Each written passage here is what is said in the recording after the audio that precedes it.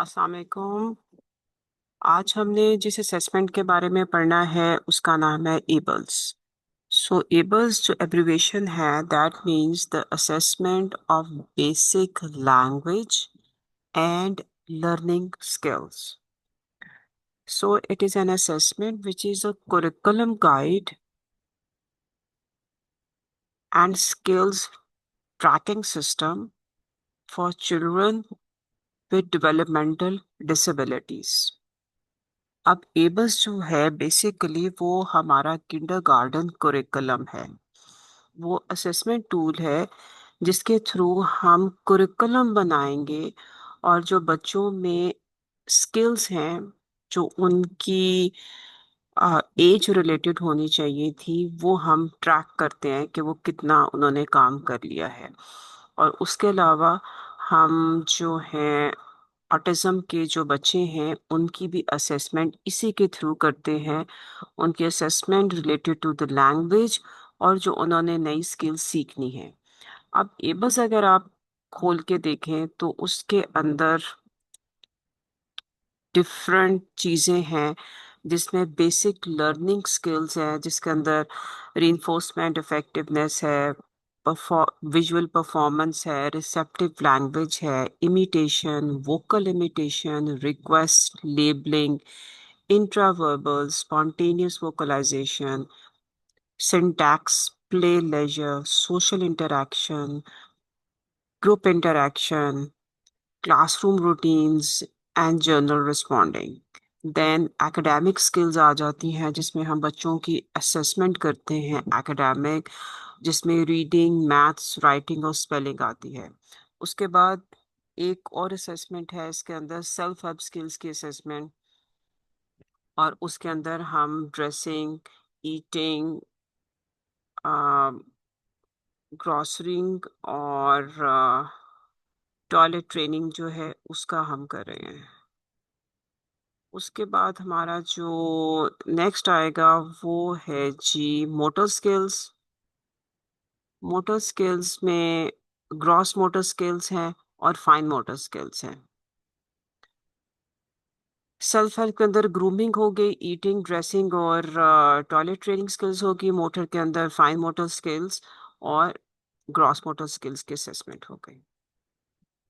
उसके बाद जब हम आगे चलेंगे तो हमारे पास इस तरह का एक टेबल नजर आएगा। इस टेबल के अंदर ब्लॉक्स बने हुए हैं और नीचे उन्होंने ये लिखा हुआ है कि हर डोमेन पे उसने A1, A2, A3 ये जो हैं ये स्किल्स हैं उसने कितनी कवर कर ली हैं। कॉपरेशन एंड रिइंफोर्समेंट इफेक्टिवनेस के अंदर A1 के अंदर 2 टास्क्स हैं जो उस बच्चे ने कंप्लीट करने हैं और हमने यहाँ पे निशान लगा देना होता है कि वो कंप्लीट हो गए हैं। विजुअल परफॉर्मेंस के अंदर B1 के अंदर हमारे पास 4 टास्क हैं जो बच्चे ने कंप्लीट करने हैं। वो कंप्लीट करेगा तो हम B2 पे जाएंगे। इस तरह यहाँ पर जितने टास्क जो स्किल्स अभी मैंने आपको ऊपर बताए थे वो हम यहाँ पे मार्क करेंगे कि कौन कौन से स्किल्स बच्चे ने किस तरीके से कर लिए हैं। So this is like a graphical representation. ये उन तमाम स्किल्स की है जिस तरह यहाँ फाइन है, ग्रॉस है, टॉयलेट ट्रेनिंग है, ग्रूमिंग है, eating, dressing, sleep, spellings and writing. अब हमारे पास जब बच्चा आएगा तो हम पहले उसकी असेसमेंट करते हैं और असेसमेंट के लिए हम ये देखेंगे कि बच्चे को उस वक्त जब हमारे पास बच्चा आया था पहले दिन तो उसको क्या आता था। सो वो उसको हम कहेंगे L1। फिर जब हम उसकी दोबारा से असेसमेंट करेंगे 6 मंथ्स के बाद तो फिर हम देखेंगे कि उसकी असेसमेंट में क्या रिजल्ट्स आए थे और उसको हम L2 कहेंगे और हम उसको मार्क करेंगे L2 with a different colour. और फिर हम नेक्स्ट 6 मंथ्स के बाद उसकी असेसमेंट करेंगे और हम देखेंगे कि बच्चे का क्या रिजल्ट आया है और उसको हम L3 से मार्क करेंगे। सो लाइक 3 मंथ्स के बाद या 6 मंथ्स के बाद डिपेंडिंग कि आपके पास जो बच्चा है वो किस लेवल का है, आप उसमें ये मार्किंग करना स्टार्ट कर देते हैं। और इनिशियल स्कोर है, डेट डालते हैं और फिर सेकंड डेट कब थी आप वो यहाँ पर मेंशन करते हैं। जिस तरह यहाँ पर आपको एग्जांपल दी हुई है कि 18 सितंबर 18 को येलो कलर के साथ फर्स्ट असेसमेंट हुई थी ऑफ द चाइल्ड, और बच्चे को जो आता था वो हमने येलो कलर से मार्क कर दिया। फिर उसके बाद 19th को असेसमेंट हुई दोबारा से, चेक करने के लिए कि बच्चे ने क्या सीख लिया है। सितंबर, अक्टूबर, नवंबर, दिसंबर, जनवरी, so after like 4 to 5 months फिर हमने ऑरेंज के साथ मार्क किया कि बच्चे को क्या क्या आता है। और फिर हमने मई में असेसमेंट की, जनवरी में कर ली, फरवरी, मार्च, अप्रैल में अगेन आफ्टर 3 months हमने असेसमेंट की और हमने उसको ब्लू के साथ मार्क कर दिया कि बच्चे ने क्या क्या चीज़ें जो हैं वो अचीव कर ली हुई हैं। सो ये सारे डोमेन्स को हम उस तरीके से मार्क करते हैं जब हम बच्चे के साथ बैठेंगे कि इसने ये स्किल्स अचीव कर ली हुई हैं, ये कुरिकुलम इसने कवर कर लिया हुआ है। अब एबल्स में हम क्या एक्सपेक्ट कर रहे होते हैं। सपोज अगर हमारे पास एक पेरेंट्स आते हैं या हमारे पास स्कूल से एक बच्चा रेफर होता है, उनको कहते हैं कि जी ये सोशल स्किल्स में लैक कर रहा है, तो एबल्स के अंदर के अंदर हमारे पास के डोमेन में हमारे पास प्लेन लेजर है। सोशल स्किल के अंदर हम एल से सोशल इंटरेक्शन उठाएंगे, डी से इमिटेशन उठाएंगे, एफ से रिक्वेस्ट उठाएंगे और एच से इंट्रावर्बल स्किल्स उठाएंगे। ये स्किल्स हम उसको सिखाएंगे तो फिर हमें ये पता चलेगा कि उसकी ये जो रिक्वेस्ट थी स्कूल से कि वो सोशल स्किल्स में लैक कर रहा है, तो हम उसको इस तरीके से उसको फिर हम कवर करेंगे। फिर नंबर 1 है communicates with others in a variety of ways for a variety of purposes and a variety of contexts। Again typically जो इंट्रोवर्ट बच्चे होते हैं उनका कम्युनिकेशन का इशू आता है, जैसे कम्युनिकेशन डिसऑर्डर्स का आ जाता है या ऑटिज्म के बच्चों का आता है। तो उसमें हमने खाली एक कम्युनिकेशन डोमेन नहीं उठानी होती, उसमें हमने ई से वोकल इमिटेशन उठाएंगे, एफ से रिक्वेस्ट, जी से लेबलिंग, एच से इंट्रावर्बल स्पॉन्टेनियस वोकलाइजेशन और फिर सोशल इंटरेक्शन। इन सब को मिला के हम चलेंगे तो हमारा ये वाला टारगेट जो है ये अचीव होगा। पर अगर हमें ये कहता है कि जी the child is not able to demonstrate the awareness of the surrounding, तो फिर हमने उसको सराउंडिंग के साथ उसका इंटरेक्शन करवाने के लिए हम जो डोमेन्स फॉलो करेंगे वो होगी cooperation and reinforcer effectiveness, then visual performance, receptive language, imitation, vocal imitation, request, play leisure, social interaction, group instructions, follow classroom routines and generalized response। So this is how जब जब हमारे पास बच्चा आएगा हम उन सब चीज़ों को फॉलो करेंगे और वो ग्रुप में आता है एबल्स के हम सारे टास्क उठाएंगे वहां से। अगर आपके पास ये कंप्लेन आती है the child does not participate actively and regularly in variety of activities that require the application of the movement concepts, तो फिर हम visual performance, receptive language, imitation, play leisure, dressing skills, motor skills से हम class उठाएंगे जो उसको नहीं आते हैं।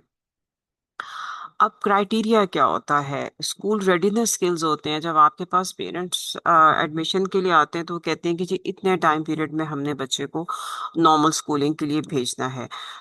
तो स्कूल रेडीनेस में सिग्निफिकेंट डिले है इन सेल्फ हेल्प स्किल्स का, वो अपना ख्याल नहीं रख रहा, वो खुद खा नहीं रहा, वॉशरूम नहीं जा रहा, उसको इस बात की पहचान नहीं है क्या अच्छा है और क्या उसके लिए बुरा है, कहाँ डेंजर है कहाँ नहीं है।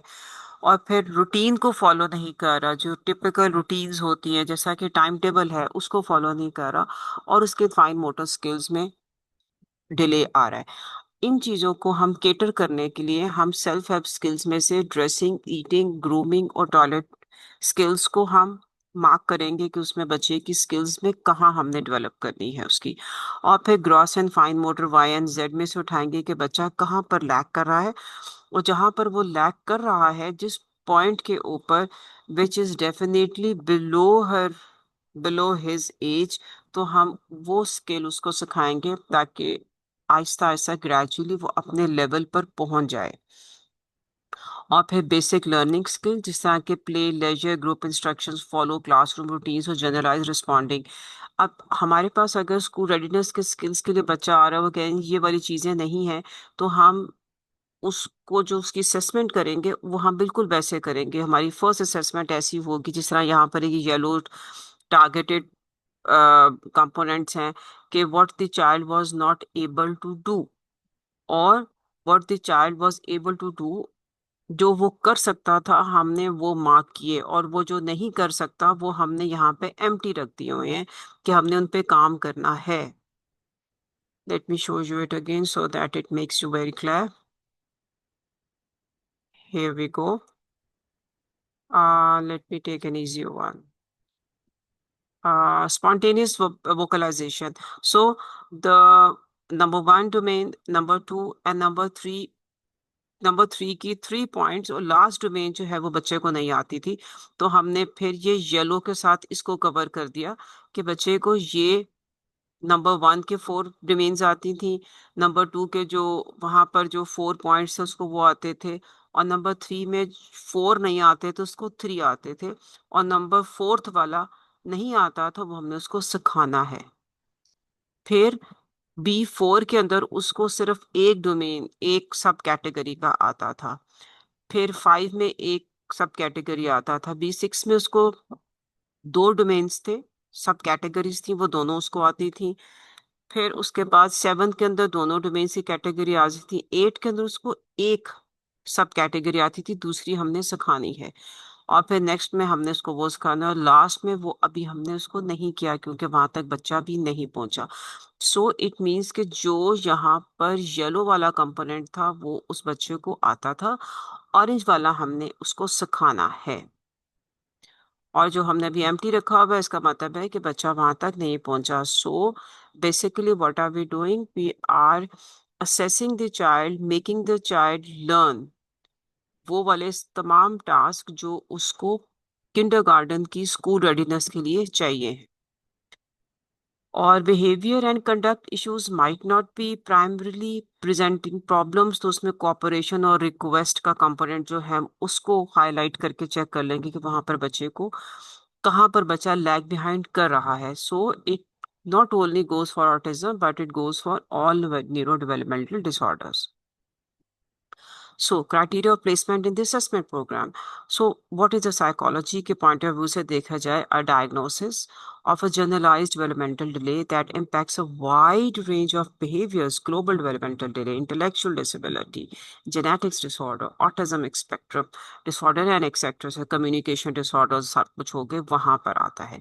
So, एबल्स क्या करेगा, ये कुरिकुलम को गाइड करेगा, उसको ट्रैक करेगा, जिससे हमें पता चलेगा कि हमने बच्चे का वो कुरिकुलम कितना कवर कर लिया है, जिससे वो अपनी he is ready for XYZ targets जो भी हमने जो भी उसकी स्कूल रेडीनेस के लिए डिजाइन किए हैं वो उसने कैसे करने हैं।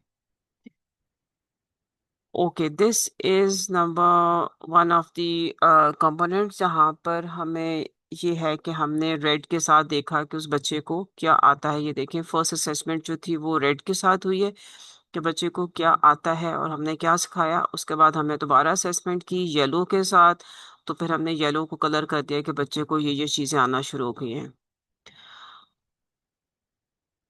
अब रिसेप्टिव के अंदर रिस्पॉन्स टू इट्स नेम भी उसका स्किल है जो उस बच्चे को हमने सिखाना है, और वो लुक्स एट मास्टर्ड क्राइटेरिया 81% है 4 मंथ्स लेटर। ये इनिशियल था, और उसके बाद जब हमने उस पर काम किया तो हमने ऐसे लिखना है कि यहाँ पे डोमेन का नाम लिखेंगे कि रिसेप्टिव डोमेन थी, और हमने स्किल क्या सिखाई, स्किल ये सिखाई थी कि वो अपने नाम को रिस्पॉन्ड करे, और उसका क्राइटेरिया उसने कितना मीट किया, 81। सो क्राइटेरिया इज बेसिकली मार्क्स। जिस तरह हम MCQs करते हैं उसमें 10 आउट ऑफ 10 आ जाते हैं, आपने परसेंटेज लिख दी, 100% है, आपके थोड़े से कम आ जाएंगे 90%, 80%। So whatever the marks are there वो हम यहाँ पर वो लिख देते हैं।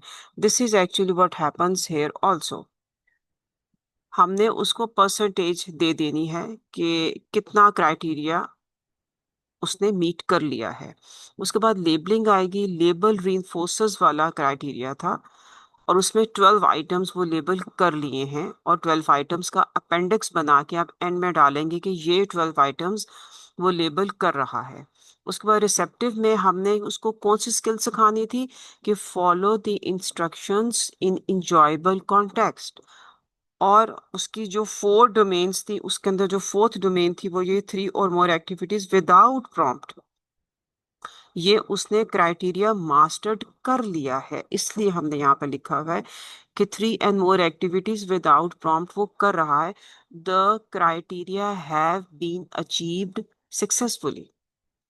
Then there is labelling, common objects को नेम कर रहा था, हमने सिखाया उसको और 53 ऑब्जेक्ट्स उसने लेबल करना सीख लिए।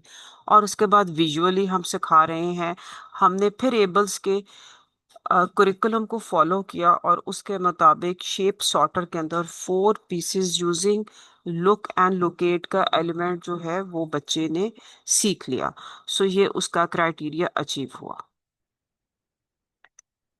अब रिसेप्टिव के अंदर look and find the graph, receptive is responsible name requires some prompts. ये हम जो ऊपर हमने क्राइटेरियाज 81% लिखा हुआ है, इसको हम शेप कैसे देते हैं, इसको हम शेप इस तरीके से देते हैं जहां पर हम लिखते हैं कि रिसेप्टिव के अंदर ही should be able to respond to his own names and requires some prompts. तो यहाँ पर 81% का मतलब हुआ कि हम वो प्रॉम्प्ट्स का बगैर वो देख रहा है। लेबल्स, लेबलिंग के डोमेन के अंदर ही should be able to label the reinforcers, लेकिन अभी मास्टर्ड क्राइटेरिया 0 आइटम्स का है। जब हमने उस पर काम कर लिया था तो हम 12 आइटम्स अचीवेबल हो गया था। इस तरह हम यहाँ पर भी चलेंगे। देन दिस इज डोमेन ए।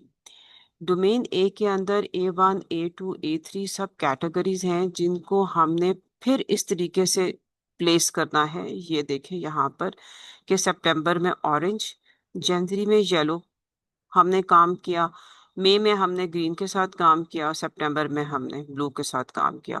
और ये वाले उसके डोमेन्स हैं। Let me see if you people are able to see, otherwise मैं आपके साथ अभी वो शेयर कर रही हूँ पीडीएफ। आप पीडीएफ में से उसको देख लें। I think it's not clear, so let's, आप सिर्फ अभी इतना समझ लें कि हमने जो एबीसी के जो डिफरेंट डोमेन्स हैं हमने उसके ऊपर काम करना होता है। A1 डोमेन है, इसमें स्कोर्स हैं 0 1 2। टास्क का नाम है the child is able to pick up a reinforcer और लुक एट यू। अब यहाँ पे उन्होंने आपको लिख के दिया हुआ है कि ये टास्क उस बच्चे को करना चाहिए है। और आगे उन्होंने ये भी बताया हुआ है कि आप एग्जाम्पल किस तरीके से देंगे, किस तरीके से वो बच्चा करेगा। और फिर यहाँ पर एंड में उन्होंने स्कोर्स दिए हुए हैं कि ये उसके स्कोर्स होंगे अगर वो ये वाले टारगेट्स इस तरीके से अचीव करेगा। इसी तरह A2 के अंदर भी उन्होंने हमें स्कोर्स दिए हुए हैं, हमने क्राइटेरिया दिया हुआ है, टास्क का नाम दिया हुआ है, टास्क हमने कैसे करवाना है, किस तरीके से एग्जांपल्स देनी है, उसको ग्रेडेशन कैसे करनी है, ये भी उन्होंने यहाँ पर हमें बताया हुआ है। जब वो अचीवेबल हो जाएगा तो हम उसको वो देख लेंगे। ये मैंने आपको थोड़ा सा कट करके दे दिया है। हम ये देखें C7 के अंदर हम देखते हैं स्कोर्स हैं 0 1 2 3 4। और उसके अंदर टास्क का नाम क्या है, follow instructions in routine situations. अब ये टास्क का नाम है जो ऊपर मैंने आपको दिखाया था कि ये हमारा गोल है। अब टास्क का नाम हो गया, उसके बाद है गया objective, what is the goal, basically हम क्या चाह रहे हैं कि इंस्ट्रक्शंस इन रूटीन सिचुएशंस को वो कैसे फॉलो करे।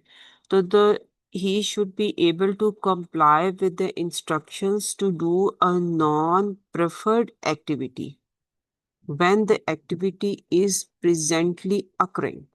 सो उसने जो नॉन प्रेफर्ड एक्टिविटी है वो करनी है, प्रेफर्ड एक्टिविटी नहीं बात करे, वो नॉन प्रेफर्ड एक्टिविटी की बात कर रहे हैं।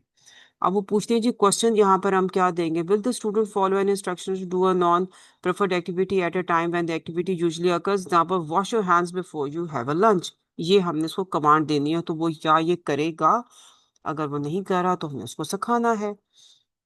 Example, after using the toilet the student will follow directions to wash the hands. अब ये हमारे गोल्स थे, इस तरीके से हमने काम करना है, अपना गोल अचीव करना है कि उस बच्चे को non preferred activities different situations में करनी आनी चाहिए हैं, और उसके ऊपर उसका क्राइटेरिया कैसे हम मार्क करेंगे।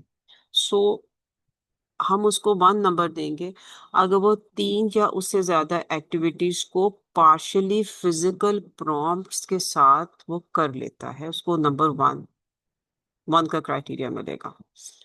फिर हम 2 मार्क उसको कब तब देंगे जब 3 और more with a model and no physical prompts. अब हमने कोई फिजिकल प्रॉम्प्ट्स नहीं दिए। फिर नंबर 3 के अंदर वही एटलीस्ट 3 एक्टिविटीज करेगा विद ओनली 1 वर्बल और पॉइंटिंग प्रॉम्प्ट्स के साथ, तो हम उसको 3 मार्क्स देंगे। और 4 मार्क्स उसको तब देंगे हम, 4 आउट ऑफ 4, अगर at least 3 activities without prompt वो करेगा तो हम उसको वो वाला मार्क्स दे देंगे। और हम यहाँ पे लिख लेंगे, यहाँ पे लिखेंगे, तो उसके बाद हम यहाँ पे मार्क कर देंगे the target have been achieved, two target has not been achieved. Okay, now we move ahead. हमने असेसमेंट कैसे करनी है जी बच्चों की। असेसमेंट के लिए जो सबसे इम्पोर्टेंट कंपोनेंट है कि आपकी पीआर बच्चे के साथ बहुत अच्छी होनी चाहिए। अगर पीआर आपकी बच्चे के साथ अच्छी नहीं होगी तो आपको असेसमेंट में डिफिकल्टी होगी। जब हम ऑटिज्म बच्चों के साथ बैठेंगे तो उनको डिस्ट्रैक्शंस पसंद नहीं है, आप लोगों को पता है। सो बी वेरी केयरफुल कि बैठने से पहले आपके पास सारा मटेरियल होना चाहिए, आपके पास डाटा शीट्स कंप्लीट होनी चाहिए। ये नहीं कि आप पेपर पेपर लेने के लिए कभी लेफ्ट जा रही हैं, कभी राइट जा रही हैं, कभी पेंसिल लेने के लिए जा रही हैं, तो वो गलत हो जाएगा। और जो भी चीज आपने बच्चे के साथ चेक करनी है, सपोज पजल्स चेक करने हैं या हैंड वॉशिंग का कंपोनेंट चेक करना है, तो that should be near the student. ये ना हो कि वो बहुत दूर हो कि आप वहां जाते जाते बच्चा जो है वो इधर उधर कहीं पर चला जाए। तो एक रूम के अंदर जब आप बैठ रहे हैं तो जो एक्टिविटीज आपने करवानी है, चाहे वो टेबल की है या विदाउट टेबल की है, they should be very approachable. और जो आपने रिइंफोर्सर्स देने हैं, प्रेफर्ड आइटम्स और एक्टिविटीज, वो भी आपके पास होनी चाहिए ताकि बच्चा आ, उसकी असेस ले सके जब आप उसके साथ काम करवाने उसको करवा रहे हैं। फिर give them access to the choice for 30 seconds. अगर वो एक टास्क कंप्लीट कर लेता है तो आप उसको 30 सेकेंड्स के लिए वो जो उसका प्रेफर्ड आइटम है वो दे दें ताकि वो उसके साथ खेले और खुश हो जाए। और ये बात बहुत इंपॉर्टेंट है कि आप उसको कहना है कि पहले आप ये करोगे तो आपको आपका टॉय मिलेगा या आपको रिंग से मिलेगा। और फिर आपने जो इंस्ट्रक्शंस देनी है वो पहले से प्री डिटर्मिन्ड होनी चाहिए। उस वक्त नहीं आपने सोचना है कि अच्छा मैं बच्चे को ये कहूँ या वो कहूँ। जब आप बच्चों के साथ पीआर बना रहे होते हैं, आ, बच्चों के साथ बैठे होते हैं, तो आप यही मॉनिटर कर रहे होते हैं कि कौन सा बच्चा जो है वो किस तरीके से आपकी इंस्ट्रक्शंस को फॉलो करेगा और किस तरीके से आप उसको इंस्ट्रक्शंस देंगे कि वो आपकी बातों को समझ जाए। उसके बाद जब वो give no prompts unless otherwise scored, आपने अगर असेसमेंट करनी है तो हम प्रॉम्प्ट्स नहीं दे रहे, हम सो कह रहे हो okay we have finish your lunch, what will you do now. अगर वो बच्चा जाके अपने हाथ धो लेता है तो इसका मतलब है कि उसको पता है कि मैंने नॉन प्रेफर्ड एक्टिविटी रूटीन के अंदर क्या करनी है। उसको नहीं पता तो आप लिख दें कि बच्चे को याद नहीं आ रहा। अगर आपने प्रॉम्प्ट देना है तो बाद में आप दे लें, लेकिन वो फर्स्ट आएगा कि without prompts independently the child did not know how to do it. अगर आपने ऑटिज्म बच्चों के साथ काम किया हो तो आपको पता है कि अगर उन्हें कहें कि ओके इट्स लंच टाइम, तो सबके सब ऑटोमेटिकली उठ के वॉशरूम में चले जाते हैं टू वॉश देयर हैंड्स। उसके बाद आके बैठेंगे, प्रॉपर तरीके से अपना लंच करेंगे, बंद करेंगे, बॉक्स में रखेंगे, बैग में रखेंगे, and they will go back in the towards the sink, they wash their hands with the soap and they will come। तो वो ऑटोमेटिक रिस्पॉन्स आपको नजर आता है। अगर नहीं नजर आ रहा तो वो आप लिखेंगे कि हमने उसको सिखाना है। तो no prompts when you doing the assessment. Feedback आपने नहीं देनी कि उसने गलत काम किया या सही बात किया, बस आपने बस लिख देना है whatever you saw, what the whatever the child was doing. और उसके बाद है जी give precise statements behaviours and do related to the assessment sitting cooperation आपने चेक करनी है।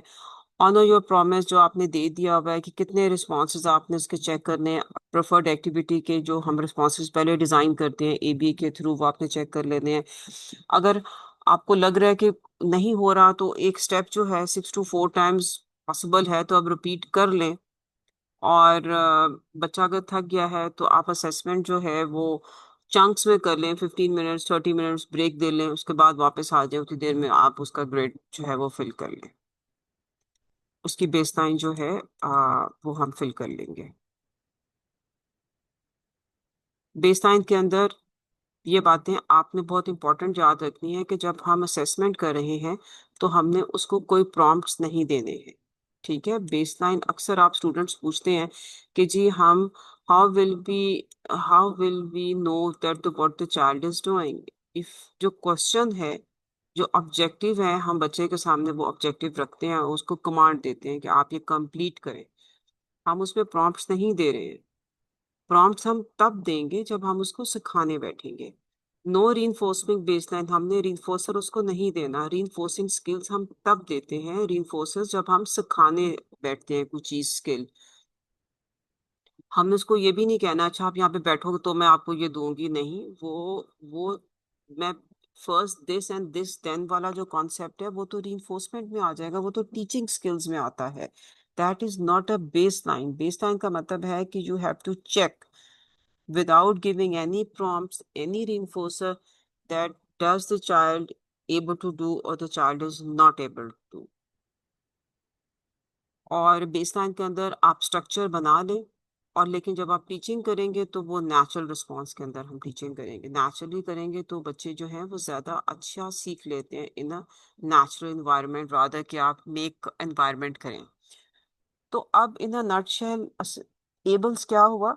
It evaluates the students current mastered skills across many domains। उसको क्या आता है इंडिपेंडेंटली।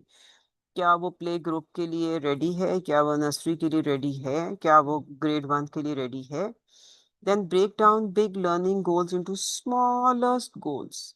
जो आपने टास्क करवाने हैं वो आप ब्रेक डाउन कर लेंगे अकॉर्डिंग टू एबीए के थ्रू, जो उसका डिस्क्रीट ट्रायल लर्निंग का प्रोग्राम है उसके through.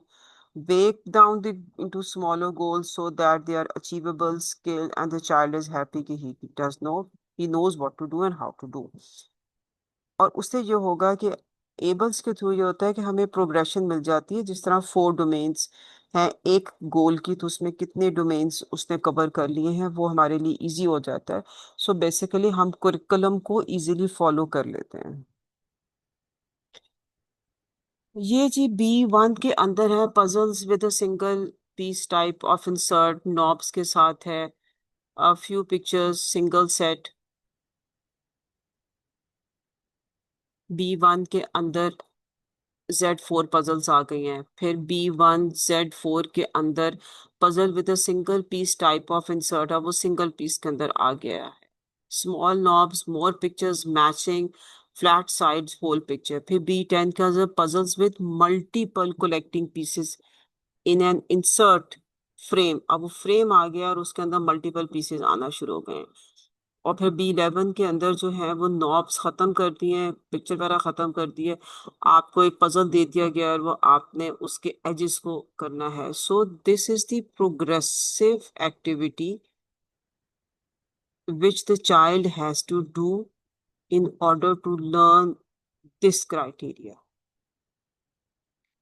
These are simple examples how to organize the ables through the lens of the prerequisite skills, the ables in assessment tool that maps out the progression of the skill कि कितना सीख लिया है। MCQs में कितने आपके सही आए हैं, कितने गलत आए हैं।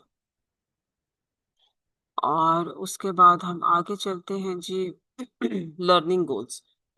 लर्निंग गोल्स के अंदर आपसे अक्सर पूछा जाता है, जब हम पूछते हैं जी what are you doing and what is the गोल।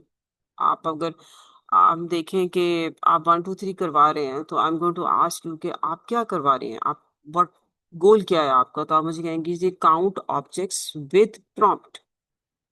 तो मैं आपसे पूछूंगी कि आपने वो कैसे करवा रही, तो कहेंगी count objects to 10 when sequence started for them. Count करना है, फिर rote counting, count to 10, count objects from group, give 5 blocks on the request when given 7। मतलब काउंटिंग की जो लर्निंग ऑब्जेक्ट्स हैं वो हमने किस तरीके से करने हैं और आपने किस तरीके से करवाए हैं, उसकी एग्जांपल्स बहुत क्लियरली आपने अपनी रिपोर्ट के अंदर देनी है। अक्सर जब हम सम्स करवा रहे होते हैं तो आपसे पूछा जाता है कि आपने कौन से सम्स करवाए हैं, आप कहते हैं जी हमने जी सिंगल डिजिट के करवाए हैं। तो फिर सिंगल डिजिट की जो वर्कशीट करवाई है आप वो आपने अपेंडिक्स में लगानी है। या फिर शो कि ये मैंने करवाया है, उसमें 0 डाला है या 1 डाला है या 2 डाला है या 3 डाला है, आपने एक नंबर के साथ दूसरा नंबर कौन सा डाला है ताकि बच्चे के लिए इजी हो जाए।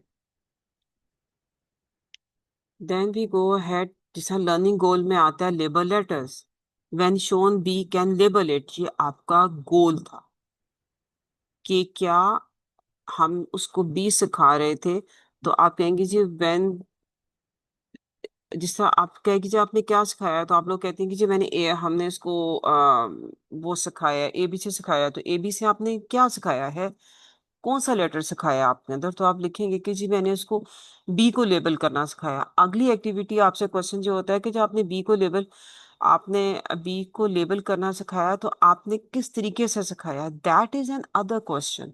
लेकिन यहाँ पर what things you are going to label, आपने उस डेट पे लिखना है कि मतलब मंडे 7th को आप जो है वो बी लेबल कर रही हैं, और बी जो है Monday Tuesday Wednesday Thursday Friday तक आप बी लेबल करते रहेंगे, वो आप लिखेंगे।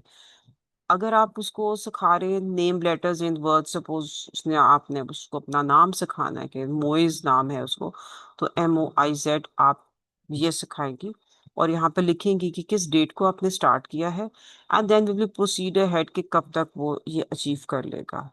और अगर आप रिसेप्टिव लेटर्स में कुछ सिखा रहे हैं तो can point out the later on the request. इसी तरह एबल्स के अंदर डिफरेंट गोल्स हैं और आपने लिखना होता है कि आपने कौन से गोल्स जो हैं वो आप उसको सिखा रही हैं, ताकि वो एक सीक्वेंस है, उस सीक्वेंस के थ्रू बच्चा जल्दी जल्दी वो चीजें सीख ले और नॉर्मल स्कूल के लिए वो तैयार हो जाए। जैसा यहाँ पे C3 में लिखा हुआ है looks at a reinforcer, this is task 1। जब ये अचीव हो जाएगा, मास्टरी लेवल आ जाएगी 90%, तो हम फिर C4 पे चलेंगे, टच रीइंफोर्सर। जब यहाँ पर हमें 90% रीइंफोर्स मास्टरी आ जाएगी तो हम अगला करेंगे C5, touch a common item. इस तरह हम सारे सीक्वेंस में करते चले जाएंगे। यहाँ पर अभी 6 नहीं है, लेकिन 5 6 7 8 9 10 11 12 13 14 इस तरह ये कंप्लीट होते जाएंगे। यहाँ pick reinforcer from 2 item, pick reinforcer from 2 reinforcers, pick object from 2 objects, select object from 3 objects, इस तरह ये चलना शुरू हो जाता है। इसी तरह लर्निंग के अंदर ये भी होता है कि touch a common item, touch pen, तो will he able to touch 10, touch your nose, touch your ear, touch your pencil, touch your razor, ये वो आएगा। look at reinforcer, look at a ball, student likes ball, so कहेंगे where's the ball, he looks at the ball कि हाँ ये मेरा ball है, उसको reinforcer नजर आ गया है। take a reinforcer form to when presented with the bubbles and the chocolate, student will touch the bubbles on request, क्योंकि उसको पसंद थे बबल्स इसलिए वो बबल्स उठाएगा। दोनों ही रीइंफोर्सेस है उसके लिए, लेकिन उसका पसंदीदा जो है वो बबल्स था तो उसने बबल्स उठा लिए।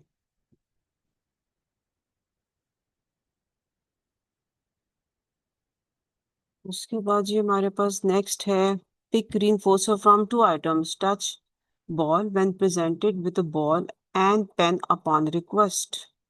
रिक्वेस्ट है touch a reinforcer, touch a chocolate, student likes the chocolate, select picture from 3 pictures, when presented with 3 pictures student will pick the picture requested। select the picture from 3 pictures, when presented with 3 pictures, आपने 3 pictures ही दी हैं और आपने जिस picture के बारे में कहा है उसने वो उठानी है। सपोज आपने उसको पेपर पेंसिल और रेजर का दिया और आप उसे कहेंगे गिव मी अ रेजर, तो वो आपको रेजर उठा के देगा। सो यहाँ ये हमारा लर्निंग गोल था और लर्निंग गोल के सामने जो हमारे एग्जाम्पल्स हैं हमने वो वहाँ पे लिखनी होती हैं। आपने जब रिपोर्टिंग करनी है तो आपने लिखना है कि आपने क्या उसको सिखाया है और उसका मास्टरी लेवल क्या था, डेट कब थी जब आपने वो स्टार्ट किया था। इसका लर्निंग गोल है do enjoyable action in context. ये सारे C2 C6 C9 जो हैं ये ऑलरेडी एबल्स के अंदर डिफाइंड होते हैं। आपने उनको प्रॉपर तरीके से लिखना है कि उसका लर्निंग क्या है। लर्निंग आपकी बहुत क्लियर होनी चाहिए है। उसके बाद ये हैं जी टोटल आइटम जिसके बारे में हम बात करेंगे।